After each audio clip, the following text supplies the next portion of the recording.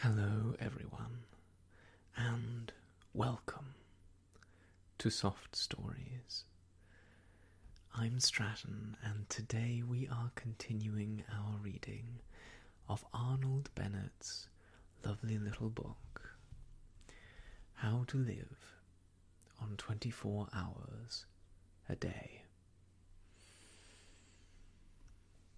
When we were together last, we read through chapters 7 and 8 of this little book and learned a bit about how we should be trying to control our mind, not letting our thoughts run away with us, but allowing ourselves moments to focus, something that I think is very important. And then not only to be able to focus on things, but to consult reason and to think more closely about whys and wherefores and to what ends our thoughts lead us. An interesting thought experiment, to be sure. I'm looking forward to seeing what Mr. Bennett suggests next for us. And so, without further ado, let us continue our reading of How to Live on 24 Hours a Day with Chapter 9,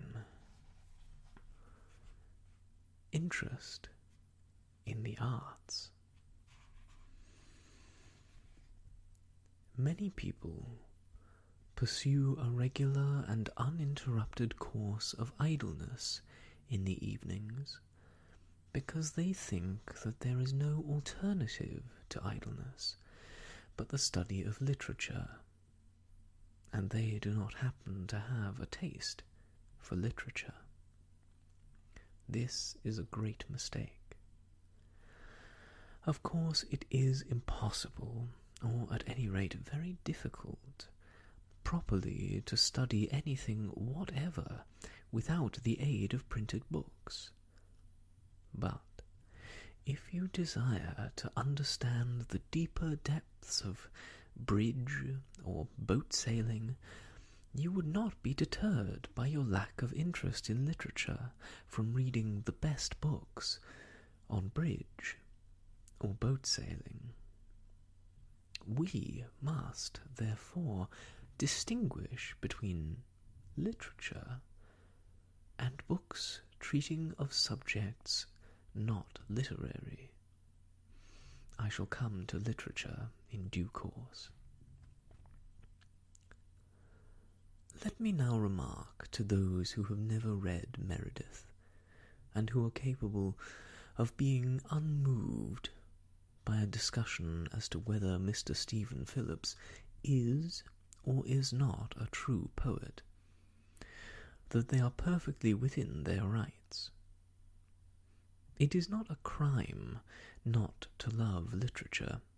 It is not a sign of imbecility. The mandarins of literature will order out to instant execution the unfortunate individual who does not comprehend, say, the influence of Wordsworth on Tennyson. But that is only their impulse. Where would they be, I wonder, if requested to explain the influences that went to make Tchaikovsky's pathetic symphony? There are enormous fields of knowledge quite outside literature which will yield magnificent results to cultivators. For example, since I have just mentioned the most popular piece of high-class music in England today, I am reminded that the promenade concerts began in August. You go to them. You smoke your cigar or cigarette, and I regret to say that you strike your matches during the soft bars of the Lohengrin Overture, and you enjoy the music. But you say you cannot play the piano, or the fiddle, or even the banjo, that you know nothing of music. What does that matter? That you have a genuine taste for music is proved by the fact that, in order to fill his hall with you and your peers, the conductor is obliged to provide programs, from which bad music is almost entirely excluded. A change from the old Covent Garden days. Now, surely your inability to perform the Maiden's Prayer on a piano need not prevent you from making yourself familiar with the construction of the orchestra, to which you listen a couple of nights a week during a couple of months. As things are, you probably think of the orchestra as a heterogeneous mass of instruments producing a confused, agreeable mass of sound. You do not listen for details, because you have never trained your ears to listen for details. If you were to be asked to name the instruments which play the great theme at the beginning of the C minor symphony, you could not name them for your life's sake. Yet you admire the C minor symphony. It has thrilled you. It will thrill you again. You have even talked about it in an expansive mood to that lady. You know who I mean. And all you can positively state about the C minor symphony is that Beethoven composed it, and that it is a jolly fine thing. Now, if you have read, say, Mr. Kriebel's How to Listen to Music, which can be got at any bookseller's for less than the price of a stall at the Alhambra, and which contains photographs of all the orchestral instruments and plans of the arrangement of orchestras, you would next go to a promenade concert with an astonishing intensification of interest in it. Instead of a confused mass, the orchestra would appear to you as what it is, a marvellously balanced organism whose various groups of members each have a different and indispensable function. You would spy out the instruments and listen for their respective sounds. You would know the gulf that separates a French horn from an English horn, and you would perceive why a player of the hautboy gets higher wages than a fiddler, though the fiddle is the more difficult instrument. You would live at the promenade concert, whereas previously you had merely existed there in a state of beatific coma, like a baby gazing at a bright object. The foundations of a genuine, systematic knowledge of music might be laid. You might specialize your inquiries either on a particular form of music, such as the symphony, or on the works of a particular composer. At the end of a year of 48 weeks of 3 brief evenings each, combined with a study of programs and attendances at concerts chosen out of your increasing knowledge, you would really know something about music, even though you were as far off as ever from jangling the Maiden's Prayer on the piano. But I hate music, you say. My dear sir, I respect you. What applies to music applies to the other arts. I might mention Mr. Clermont-Witt's How to Look at Pictures, or Mr. Russell Sturgis's How to Judge Architecture, as beginnings, merely beginnings, of systematic vitalizing knowledge in other arts, the materials for whose study abound in London. I hate all the arts, you say. My dear sir, I respect you more and more. I will deal with your case next, before coming to literature. How interesting is that? The proms are still something that goes on to this very day in London. People throng to the concerts. I didn't realise that they stood for promenade. That's fascinating. And to think that they have more than 100 years of history behind them. If you're ever in London in the late summer, I highly recommend you catch a concert at the proms. But I digress. Let us continue and see what it is that this man, who hates all arts, can learn about how to live more fully. Chapter 10. Nothing in life is humdrum. Art is a great thing, but it is not the greatest. The most important of all perceptions is the continual perception of cause and effect. In other words, the perception of the continuous development of the universe. In still other words, the perception of the course of evolution. When one has thoroughly got imbued into one's head the leading truth that nothing happens without a cause, one grows not only large-minded, but large-hearted. It is hard to have one's watch stolen, but one reflects that the thief of the watch became a thief from causes of hereditary and environment, which are as interesting as they are scientifically comprehensible.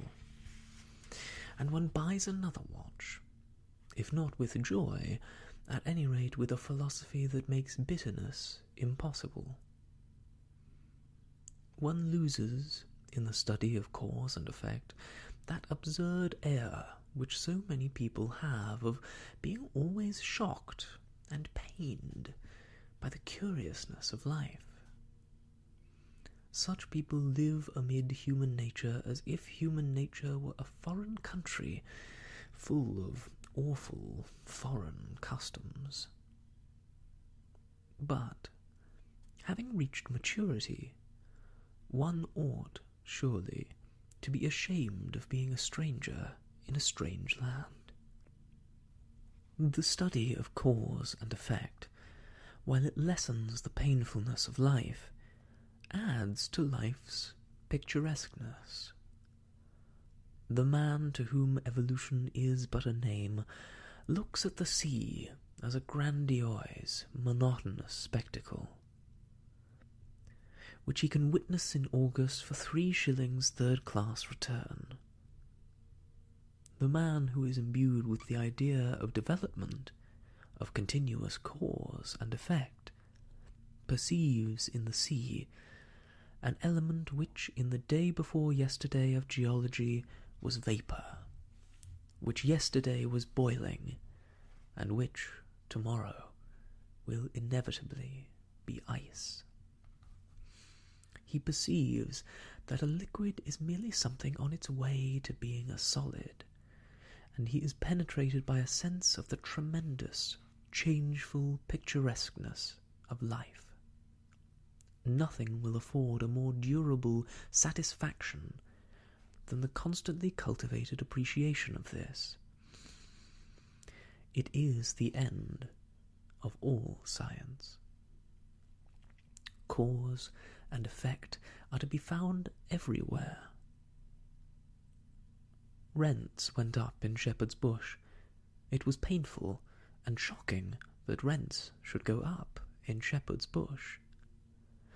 But to a certain point we are all scientific students of cause and effect, and there was not a clerk lunching at Lyon's restaurant who did not scientifically put 2 and 2 together and see in the once 2-penny tube the cause of an excessive demand for wigwams in Shepherd's Bush, and in the excessive demand for wigwams the cause of the increase in the price of wigwams. Simple, you say, disdainfully. Everything, the whole complex movement of the universe, is as simple as that, when you can sufficiently put two and two together.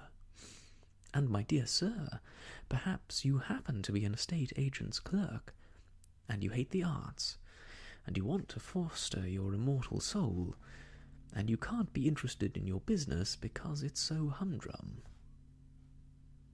Nothing is humdrum. The tremendous, changeful picturesqueness of life is marvellously shown in an estate agent's office. What?